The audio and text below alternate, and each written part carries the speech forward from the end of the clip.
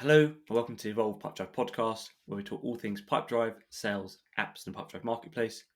My name is Bruce Bignell. I'm the sales director here at Evolve, and today I'm very, very happy to be joined by Casey Hill, the head of growth at Bonjoro, a video platform that allows you to easily use personal video to convert more outbound prospects and inbound leads. Now, I'm super, super excited to be talking to Casey today for a couple of reasons. One, he's super passionate. Every time I've spoken with him, he's been super passionate about what he does. He's also just launched his own podcast with Bonjoro. I think the first 3 are out now, so do go check that out. He's also got experience across sales and marketing, so and is a true CRM expert in the whatever form of word you want to come across. Like he knows his stuff, so he's going to add a lot of value to the conversation here. He's also the founder of the Hill Gaming Company. Now, hopefully he doesn't mind me saying this, but it's a business that produces physical tabletop and card games. And I wanted to put this in because my wife wanted me to ask if they're suitable to take camping in the summer. So maybe we'll get into that after the call. But also, Bonjoro has just launched an integration with Pipedrive and is now live on the Pipedrive Marketplace. So you can find that in the description after wherever you listen to this on YouTube or Spotify. So, Casey, welcome. Please you can introduce yourself to our audience and introduce Bonjoro.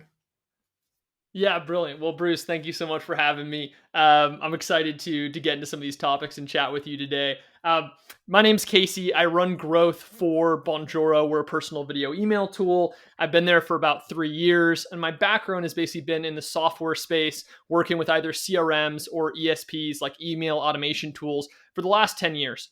And so I've worked for companies in either a marketing or a sales capacity. And I've also done a lot of consulting, both with individual small businesses as well as institutional consulting, meeting with BlackRock, McKinsey, Goldman Sachs, companies like that are looking at making large investments and just kind of educating around the overall marketing conditions. So SaaS pricing trends, SaaS MarTech, all of those types of things. So excited to answer questions and provide whatever insights I can for today. And yes, I also have an small little e-commerce business. In 2018, we launched on Kickstarter, 800% funded our first title called Archon, which is a small game that actually fits into, it's like the size of a card box. So absolutely can be taken Perfect. Camping to answer the question provided there. Perfect. Well, great. So obviously a lot of our audience is already on Pipedrive or they're considering the switch. So I think whatever we get into next and whatever you come to share, I think they're going to get a lot of value from this. So Yeah. from the Bonjoro side, what business problem is Bonjoro solving?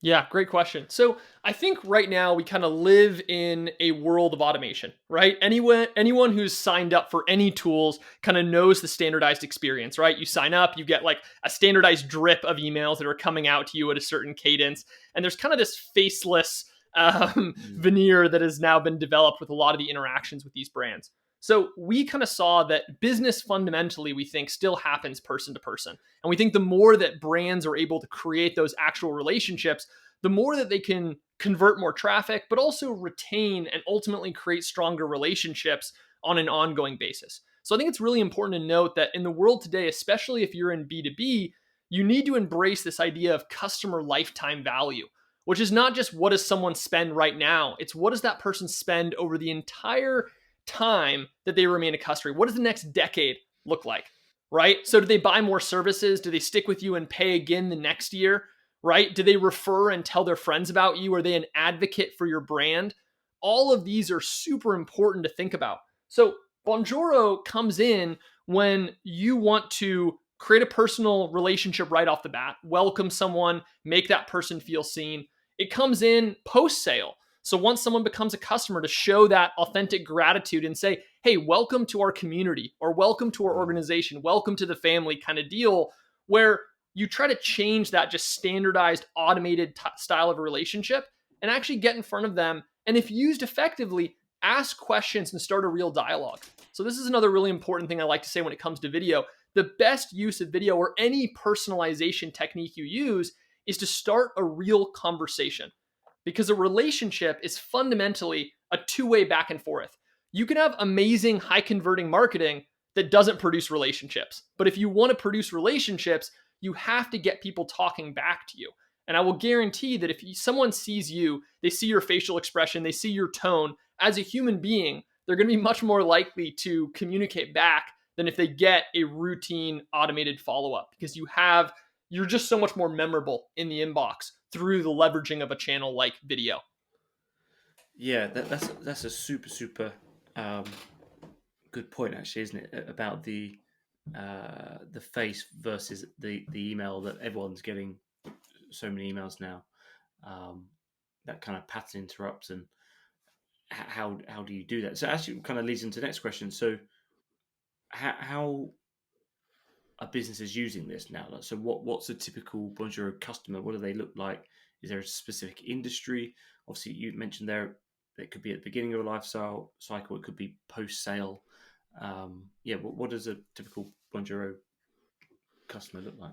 Yeah, there's a whole bunch of them, right? We deal with a lot of service-oriented businesses. Obviously, service-oriented businesses are heavily about relationships, right? Ongoing, how if someone refers, if someone tells other people, that's super important part of the relationship. So there's services, there's B2B and software companies, there's e-commerce and online styles of businesses, there's charities and even universities. So we deal with a lot of different niches. Essentially, really any business where the relationship is a core part of the conversation. And I would argue that the more capacity there is for customer lifetime value, meaning that it's not just a one-time thing right now and that person never sees you again, but there's this ongoing relationship that's going to happen over the years. That's where I think personal video is very powerful in those specific industries. And in terms of where people use it, this is also really broad. I mean, we see it used across sales, across customer onboarding and customer success, and across customer support. But to start with, I often find that the number one use case is what I call first interaction. So that can be variable. If you're a self-serve service and someone just comes on and buys your product as an e-commerce company, your first touch point might be when they become a customer. And you might send them a personal welcome. Hey, we're about to ship out your XYZ. Just wanted to say thank you so much.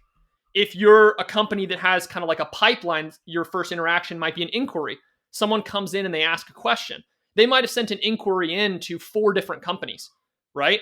But you're going to be the one to send a personal video and stand out from all the other responses, put a human face behind that brand. And they're like, oh, wow, that stands out, right? None of the other 3 people responded to their inquiry with an actual personal touch. And I think the signal there is, look, you're significant enough, you matter enough to us as an organization that we're going to take time out of our busy day to do this thing for you. Yeah. That's the signal that I think is important. So we can go as deep as you want into the use case, but I'd say that first interaction point, wherever it is on the funnel, is a great place to kick off. Yeah, there's 2 things that strike me there. So it's that human interaction piece. So it used to be, the handwritten note on someone's desk, or the handwritten note on the proposal that's or the letters, that kind of pattern. Oh, that person's taken time to put this post-it on my desk here, or whatever else. And then the other side is that first interaction.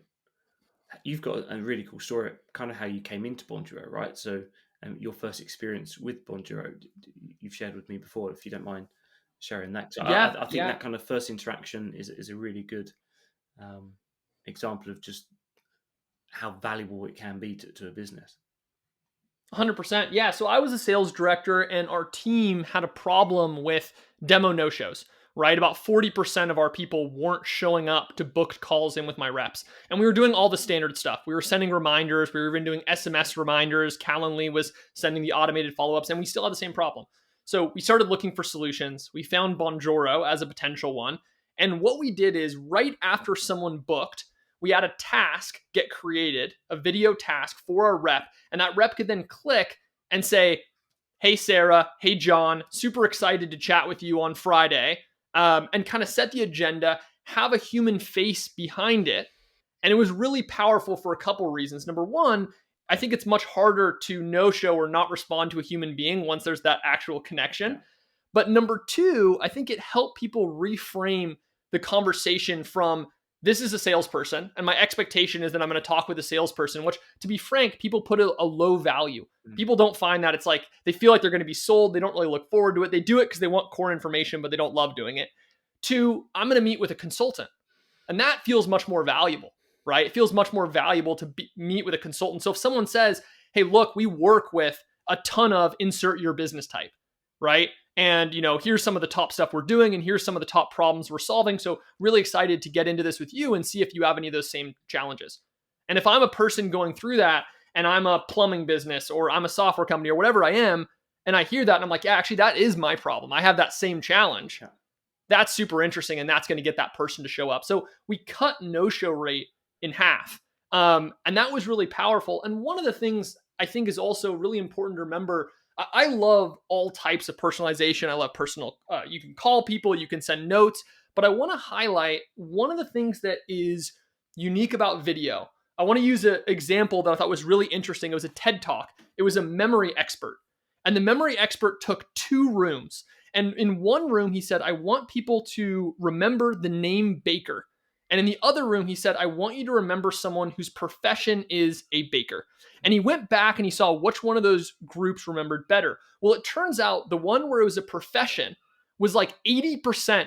That group was 80% better at recall. And the reason was there's context in your brain for a baker. You've probably been to a bakery.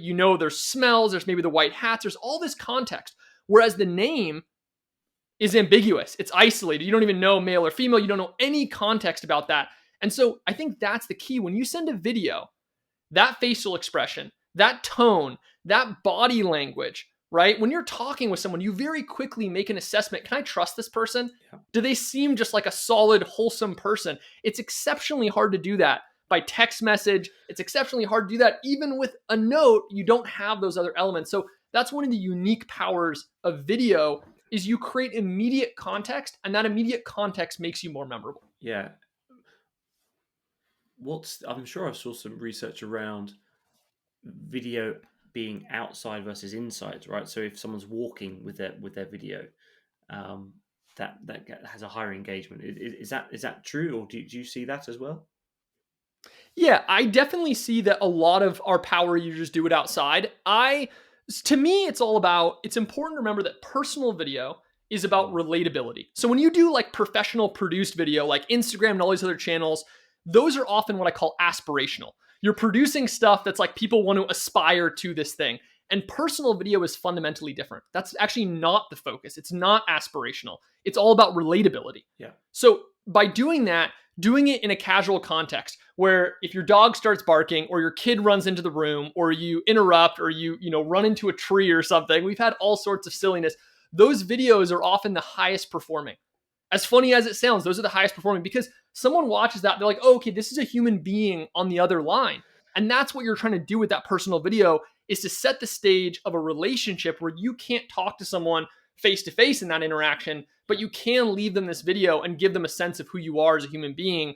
And so with that said, doing it outside or wherever your environment, whatever environment you're comfortable in, that's the key. It's all about like the authenticity. If you're more comfortable in your studio, that's fine. Do it in your studio. If you're more comfortable going out for a walk, like that's what I usually do. I do mine every day while I go on daily walks around my neighborhood here in Carlsbad.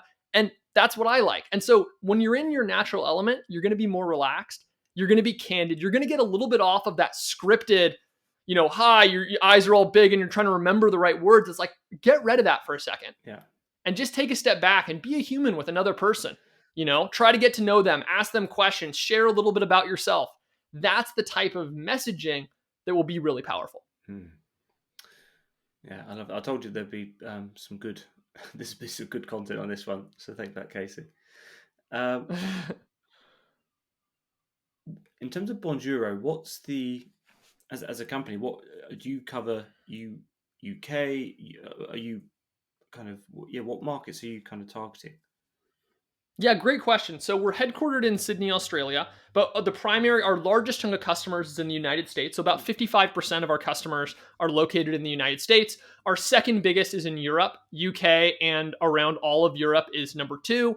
Then Australia, then Canada, and a handful of other places. But we're truly a global company. We have people from all over the world. Even our internal team, We have people in the States, we have people in the UK, we have people in South Africa. I just hired someone in Bucharest. So people are spread out all over the world. We're a remote first company, and so we've always kind of embraced that culture from the onset. So both our customers as well as our employees are all over the world. Nice. And what does the future look like for Bonjoro there? So is it obviously team expansion, I guess, or is it features? Is it, what's the, do you go into the metaverse? What's the future look like for Bonjoro? That's an awesome question. And so we see that the future is a growth from product to platform. So right now you have kind of like a product. Where we see us moving is we are all about helping people create customer delight and then leveraging that customer delight for business impact. So we see that there's kind of this journey. Someone comes into your ecosystem and they're kind of like anonymous, unknown. You could call them like a casual customer. And over time, through specific effort, you can build that person into an advocate. And we want to make it incredibly easy and give you a bevy of different tools that allow you to interact and create that customer delight experience over time. So a personal video might be a great way to bring them in. And then there's a series of additional interactions over time that could be valuable. Imagine that I know someone's favorite sports team, right? Well, how incredible would it be on their birthday to get a jersey from their favorite sports team, right? That would be a really cool personalized interaction. So there can be a whole bunch of different points where we try to make it incredibly easy for teams to, at scale, personalize and create the interaction points that are going to lead to that long-term relationship. And that's what we see as the billion-dollar business. The billion-dollar business is helping make it incredibly simple and straightforward to take people from casual customer to what we call super fan. So that is the overall long-term vision. We want to continually release tools and basically infrastructure in this platform that facilitates that. Great. That's a big audacious goal. I like it. And what I also like about that, you've built a platform that looks great, has everything that needs to kind of build out the scale that you need there, which takes me to your integration with Pipedrive, right? So how do they integrate? Obviously, we spoke a lot about Bonjoro there, but how does Bonjoro integrate with Pipedrive in this kind of in this world? Yeah. 100%. So a lot of people inside of Pipedrive, right, are working inside of their deal flow, right? You have deals. Those deals have different specific stages as they progress. So when you get a brand new deal, as an example, you can create a Bonjoro automatically so that you can engage and interact with that person. That's one example of a connection point between the two. Deal added happens inside of Pipedrive. You create a task automatically where your rep can welcome that person and start that conversation or relationship. Or let's say that you like to be a little more specific. Once a lead comes in, you're not quite ready to have that personal touch yet. You want to qualify them first. So you can use a trigger deal updated when they're moved to the qualified stage. At that point, you create a task internally to interact or to engage with them, right? So at any point, at any stage, as a deal moves through progression that you think, look, we need to reduce friction at this specific stage in the customer journey, that's a great spot to use a personal video. So that's the other thing. Besides kind of first touch, it's also about where you have friction. So look, someone might say, look, we're great at getting deals in. We're great at getting them on demos. Our problem is close around the contract, right? We get that contract out there and then people just go quiet. And I send them an email and I follow up and I call them and I say, and they seem so excited. On the call, they said like, it seemed like it was a done deal. And suddenly they're ghosting me and I don't understand why, right? That's that opportunity for you to follow up with a personal video. And instead of just like kind of like checking on the deal, right? Have it be something that's personal and related. So I've done all sorts of, I have a conversation, I take notes, I really try to get to know that person. I might follow up and I might have a book recommendation. Hey, I know we were chatting about different stages that you move through as a tech company. Well, I just read Crossing the Chasm and I love that. I think it would be perfect. Send me your address. I'd love to send you a copy of it. Yeah. Right? Someone's like, whoa, okay, that was pretty cool. And then they're going to respond and then they're going to get talking to you. So it's just about getting that conversation moving when the conversation becomes stalled. And by the way, when you send personal videos, a lot of times too, when someone would be ghosting you, they might write back and say, look, we decided to go in a different direction. Yeah. But at least it's not quiet. You're not sitting there forever unknown. Yeah, and there's a point I think you touched upon earlier. This isn't about a broadcast medium. You're using these videos to elicit a response, right? So whether it's if there's some friction, you want to get some response back. So yeah, so that's a Yeah.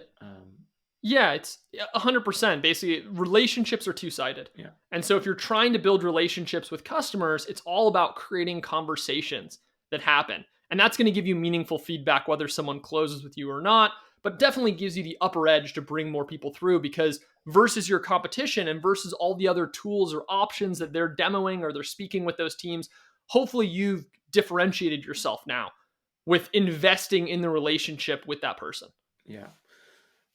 Great. We'll be sure to we'll record a video kind of the two platforms together, so you'll be able to see that in the descriptions as well. So yeah, well, thank you for that, Casey. Absolutely. So as we look to close, like you've shared some of your story of how you came into Bonjoro, but what was the journey? So did Bonjoro pull you in? Did you say, I need to work with this company? Because you said you've been there for a couple of years now. What was that journey to get to the head of growth at Bonjoro? What did that look like? Yeah, it's a funny story, really. So we were using Bonjoro. Bonjoro actually flew out to our conference. We had a conference called Entrepalooza. I worked for an inbound CRM/ESP tool. And so I got to meet the team, great folks. And I was at an interesting point because I had just launched my e-commerce company, Hill Gaming Company. Yeah. And so I started to do a ton of marketing internally. I wasn't a marketer by trade. I never went to school for being a marketer, but I was working with a company that was basically working with small businesses doing marketing stuff. And then I was now doing it myself. I was spending tens of thousands of dollars on ads and on sponsorships and on events. And I was doing all this stuff. And I loved the storytelling and some of those core aspects of marketing. So I historically by trade had worked in sales, but now I had started to get into marketing. And they, I think, saw that and said, would you love to head up growth, which is going to sit over both sales and marketing? And I saw that as a phenomenal opportunity to kind of expand the total impact that I could have. And so that's what then brought me over. I started working with this small, startup team. Bonjoro was started in 2017. And so it was this pivot from, around 200 people to around 20 people at the time that I joined, and just came on board and got to work on all these amazing organic growth levers. We started doing a ton of podcasts. We started doing a lot of thought leadership in the market. And it was an amazing experience. And I feel like it's a hyper growth environment when you just kind of get in there and you start trying to see what shakes loose in kind of the open field that they gave me. So I loved it. And I feel like the last 3 years have been a tremendous learning curve in terms of what I've kind of absorbed just from firsthand testing, just from getting in there and trying this. And so it's been a great ride. Yeah. And kind of shout out to Eric, your side. And I know we spoke about this kind of offline, but that I really feel that kind of personalization and just working with you guys. I do feel that, whether it's the videos, whether it's the good content that he's sharing with me. So that you guys are walking the walk, which is very cool. Yeah, Eric's our partner coordinator. For anyone who's not familiar, Eric's our partner coordinator. So he kind of reaches out and starts, talking with organizations that are in our kind of space, like the people at Evolve were, obviously. And so that's what kind of first put us into contact. Yeah, it's very good. Hats off. Although I won't take my hat off for those that are watching. I've got terrible hair right now. So a couple of quick fire questions just as we look to wrap up. Highlights around the integration, like from obviously it's new on Pipedrive, but for what you've seen, what's been a highlight for you to see with the integration? Yeah, I think really it's that new lead conversion is super powerful. I think we have a lot of people who are having personal touch points when people first enter into their ecosystem, and they're seeing that elevation in conversion, whether that's trial conversions in the context of a software company, or whether that's conversion of inquiries or new requests or new quotes that come in for service-oriented businesses. We're seeing a ton of impact in sectors like that as people send those first messages to people and users are just feel really kind of seen, and this is exciting that they have another human on the other end that they can deal with. Yeah, love it. And in terms of Bonjoro users, what would be the kind of top tips for the newbies? And then what would be a tip for those that are kind of they've been using video content and whether it's Bonjoro or another platform, what would you say for them to excel? So for the newbies and using video, and for those that want to excel.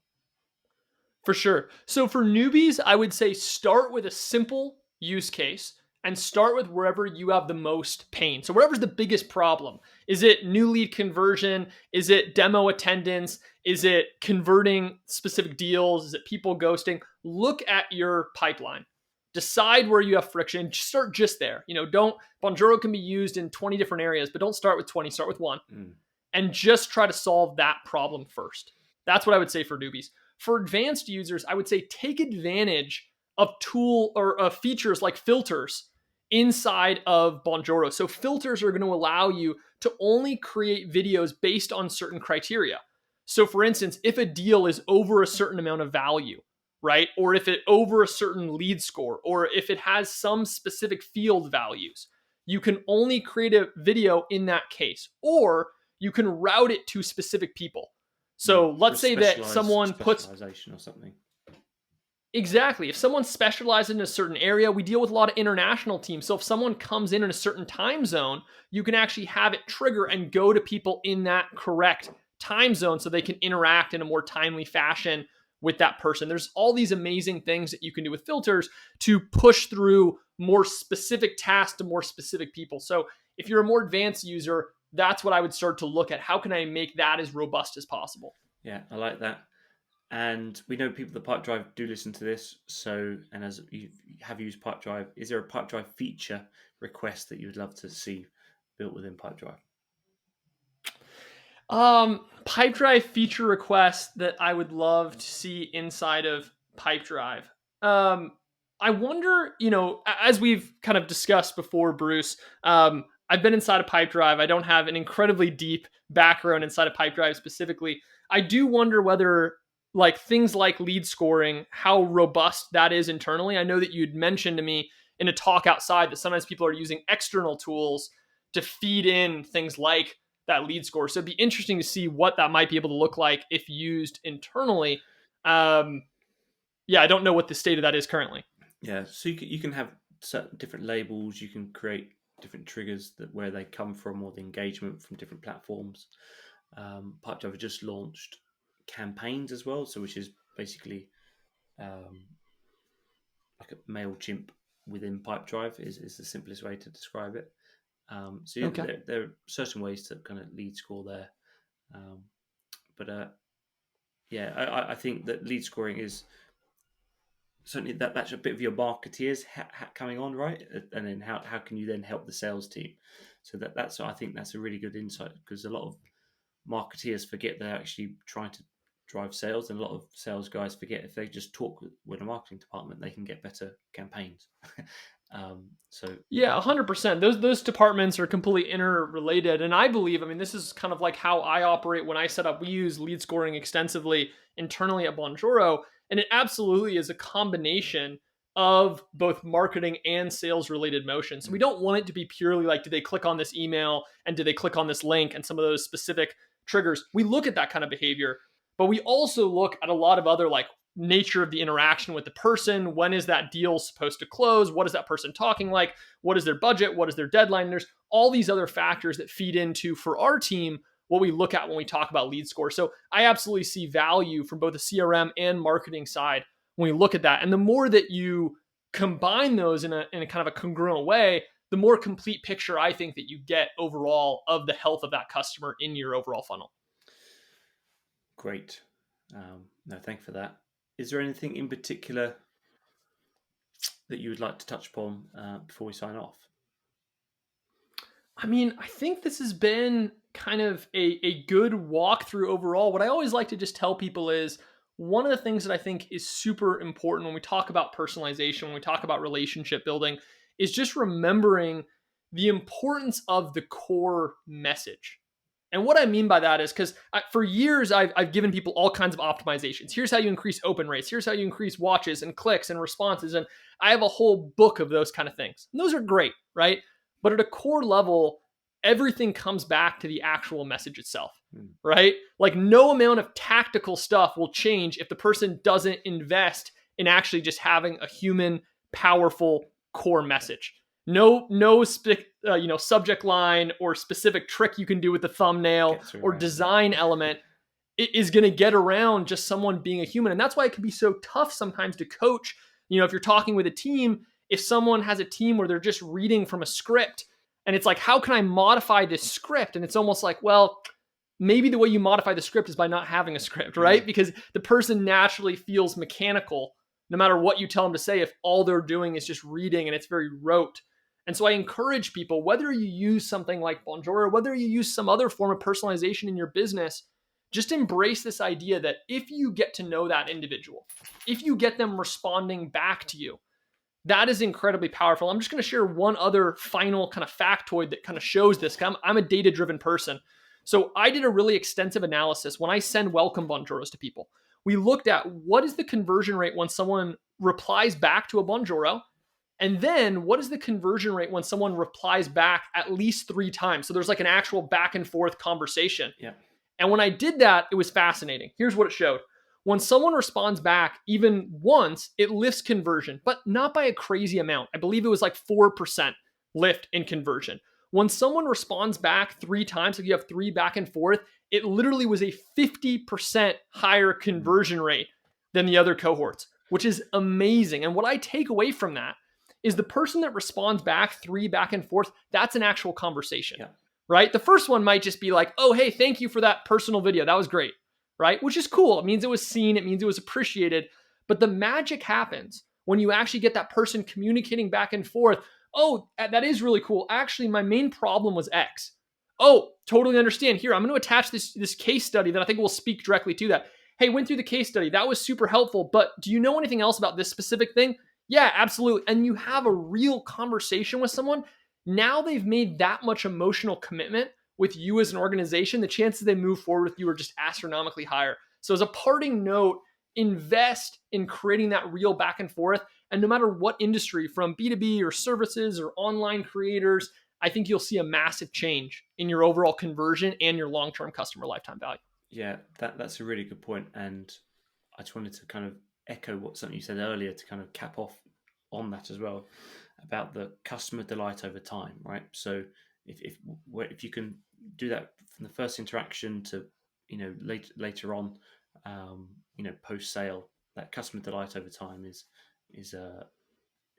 super important. 100%.